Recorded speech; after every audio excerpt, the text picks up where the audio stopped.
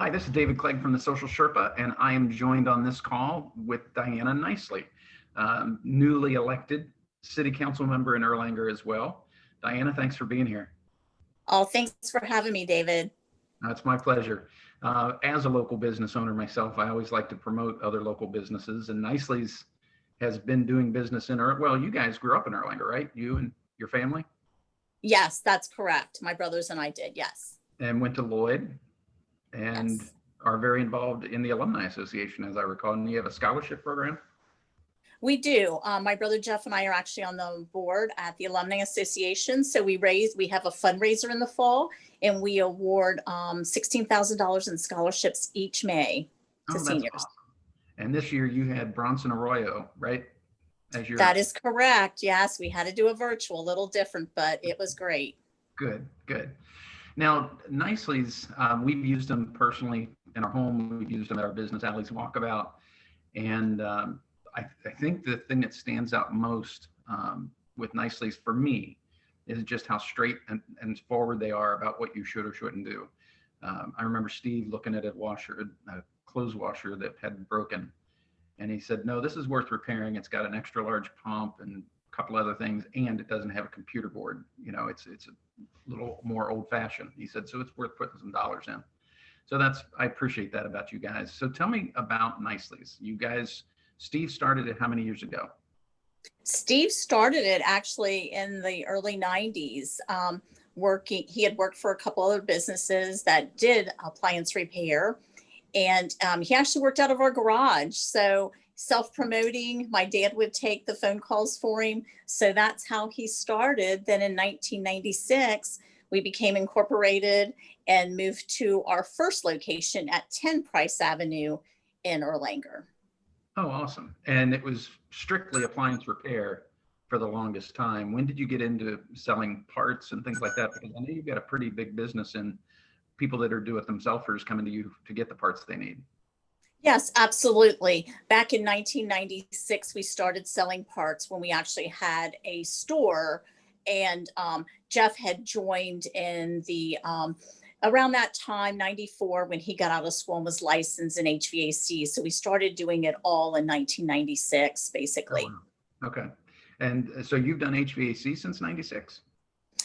Yes, I'm pretty sure that was about the time frame. Jeff graduated from UK in 1994, and he had been helping out on that aspect of it, and then got his license, because in the state of Kentucky, you do have to have a master's with journeyman working under you. Right. Now, I've heard you say that before. For those of you that don't know, Diana and I are in a BNI chapter together. But she said she'll watch people sometimes try to save a couple of bucks by not hiring a licensed individual to do their HVAC, and they don't pull permit and things of that nature, the things that you need to get the job done properly.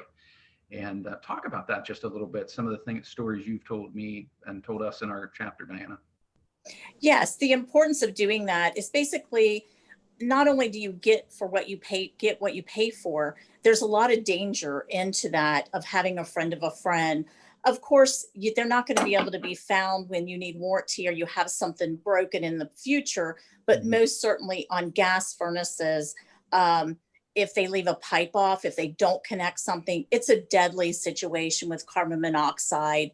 And inspectors have told me stories of a friend coming, and they'll come in and somehow get a word that a friend of a friend did it, and they check the job and an exhaust pipe is off. So it's putting carbon monoxide in the house. So it's very important you always hire a licensed professional, and you also have someone that will pull permits, which licensed professionals will, and it's followed up by that municipality of going in and making sure the job was done correctly. Well, and the importance of even having a second set of eyes look at something. I had a big regional chimney company come in and tell me my chimney was cracked, or the flue was cracked. It had to be replaced. Don't worry about it. The insurance will cover it. And then had a fellow BNI member come in, ET Home Services, look at it. And he said, it's one of the cleanest flues I've ever seen. He said, could be cleaned up a little bit. You can use some work on the chimney, but other than that, it's fine. So getting a second opinion from Nicely's for a repair, and somebody says, no, you have to replace your entire HVAC unit. you've told me plenty of stories like that before, where you've gone out and it's been a $180 repair.